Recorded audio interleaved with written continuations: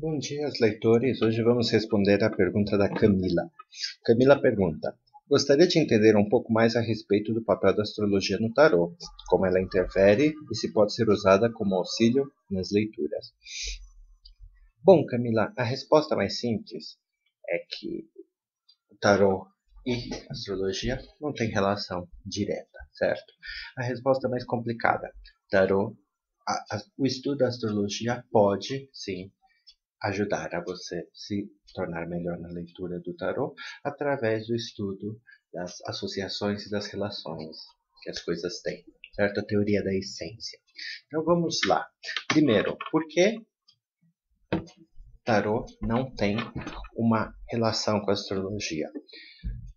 História, um pouquinho de história. A maioria dos leitores, ou a maioria das pessoas, então não sei você, mas a maioria das pessoas acha que o tarot tem uma grande história. Tem um monte de bobagem, inclusive que o tarot teria vindo dos egípcios, é um segredo até da Atlântida. Na verdade, se você procurar qualquer historiador sério, a história do tarot leva uns 300, 400 anos, talvez. Os baralhos mais antigos são talvez século XIV, teria que pesquisar um pouco melhor. É medieval, é europeu e seu uso inicial realmente foi para jogos de azar, diversão. O uso esotérico foi evoluindo ao longo dos séculos, mas de início o tarot nunca teve um propósito esotérico. Ele não foi criado por um autor, ele foi sendo criado, ele foi evoluindo. Ok, a partir de um certo tempo, mais ou menos século XVII para XVIII, o tarot caiu nas graças dos ocultistas.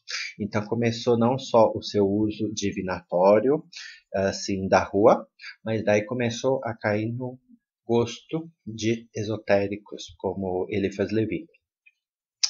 Daí então entramos saindo deste tema, ou seja, o tarot não tem uma base longa, ou seja, ele é muito recente. Então ninguém construiu ele de maneira a ser coerente com a astrologia ou com nada. Ele surgiu. Então não posso dizer assim, tal carta representa tal planeta. Por quê? Porque tal carta representa tal carta. Ok? Então vamos para o segundo ponto. A única relação que tem entre a astrologia e o tarot está basicamente pela Cabala. Então vamos entender a Cabala. A Cabala faz parte do misticismo e do esoterismo judaico.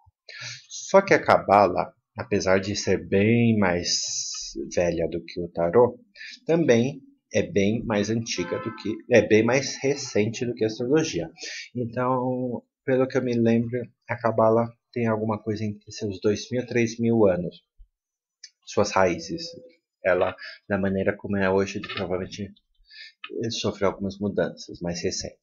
Mas a Cabala tradicional tem mais ou menos isso, enquanto a astrologia vai para mais de seus 5.000 anos. Então, o que acontece? A Cabala em si, ela também não desenvolve-se a partir da astrologia. O que acontece é que depois de um tempo, os conceitos da Cabala, como a árvore da vida, inevitavelmente entram em contato com outros conceitos que são astrológicos. Então, sendo a astrologia uma força tão importante em todas as sociedades e na sociedade antiga, medieval, etc., é óbvio que em algum momento elas iam se fusionar.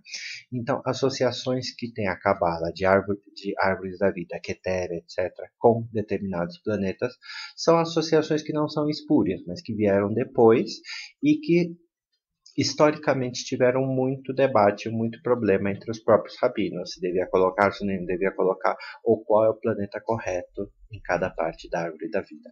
Ok? Essa então chega a nossa base histórica.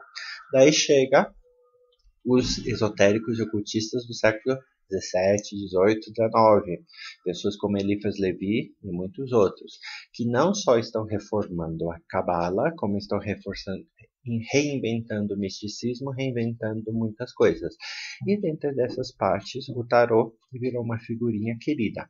Então, nada como pegar cada uma das cartas do tarot e fazer relações. Então, foram feitas relações com o alfabeto hebraico, foram feitas relações com os planetas e foram feitas relações com tudo mais. No geral, essas relações são um pouco espúrias, algumas são melhores, outras são arbitrárias. Por exemplo, o mago representa Mercúrio, representa bem a essência do mago.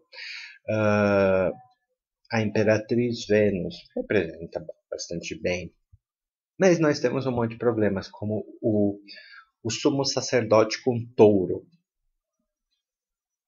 Relação totalmente arbitrária, mas principalmente todas as relações das cartas maiores com signos é muito já de um vício de astrologia moderna, de dar atribuições para signos. Na astrologia tradicional você não faz isso, você só faz atribuições de qualidades aos planetas. Os signos por si não têm qualidades. Então nós temos este cenário. Pior ainda quando vai chegando outros como Alexander Crowley, etc. Então vai colocando Urano, Netuno, Plutão. Hoje em dia você coloca o que quiser. Você pode colocar Quiron dizer que tal carta pertence a Quiron. Ok. Então agora foi nossa visão histórica. Respondendo, dá para te ajudar a jogar tarot melhor? Dá. O que acontece é o seguinte, se você estuda astrologia seriamente, de verdade, você começa a entender as relações que as coisas têm, a essência das coisas. Por exemplo, um relógio. Qual é a essência de um relógio? A essência de um relógio é marcar o tempo, portanto, a essência de um relógio é de Saturno. Uma câmera de vídeo, de fotográfica, qual é a essência de uma câmera de fotográfica? Ah, uma câmera fotográfica, ela é de Mercúrio, porque não sei o que. Não, ela é Saturno, porque ela congela o tempo numa memória, certo? É um registro. Então, à medida que você vai conhecendo as essências das coisas, você vai podendo perceber que trabalhos são de Júpiter, que pessoas são de Júpiter, que flores são de Júpiter, que queijos são de Júpiter, que emoções são de Júpiter, etc. E você vai aprendendo a criar, a perceber a essência das coisas. Isso facilita seu aprendizado. Então, isso, na minha opinião, facilita muito para pessoas.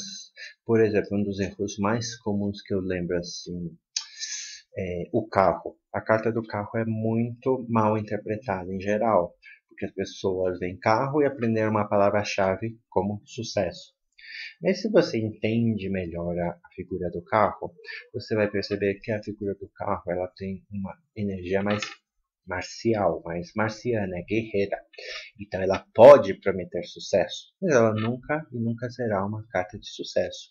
Ela é uma carta de conflito, é uma carta de conquista, e essa conquista é através da luta. Então ela sempre vai ser uma carta que, entre outras coisas, pode prometer sucesso, mas a sua característica natural é marcial, é do embate, é da luta e da procura, da ambição, da procura da vitória. Então não é da vitória em si. E isso é uma coisa característica de quem joga tarot. Quase toda carta tem uma essência. E as pessoas que jogam tarot têm muita tendência de falar, não, eu jogo deste jeito, que é o equivalente da astrologia da pessoa que lê o mapa intuitivamente. A verdade é a seguinte, cada carta tem uma natureza e as pessoas podem ter significados particulares atribuídos, certo? Mas cada carta tem uma natureza e uma leitura que é contrária à natureza da carta sempre vai estar errada. Então, por exemplo, a carta dos namorados. A carta dos namorados pode ser amor, vamos supor que a pergunta seja amor. Pode ser divórcio, pode ser um monte de coisas. Mas ela em si nunca vai ser sucesso profissional. Ela pode ser um acordo, ela pode ser uma parceria, mas ela em si nunca é uma carta de sucesso. Ela também nunca é uma carta que tem a característica marcial de luta, por exemplo, do carro, ou não vai ter uma natureza de destruição, como a carta da torre, que é outra carta de natureza marciana mais destrutiva ainda. Ok, Camila, espero que ajude. Resumindo, tarô e astrologia, eles são separados, certo? Não existe qualquer tabela de relação entre astrologia e tarô que você for ver, é uma coisa inventada. Você pode inventar muito bem a sua relação, ok? O que acontece é que se você realmente aprende astrologia bem, você facilita a sua vida na hora que você vai aprender outros métodos divinatórios e de interpretação. E vice-versa. Aprender um pouco de tarot também pode te ajudar a interpretar coisas como astrologia horária, ok? Espero que ajude. Obrigado pela sua pergunta.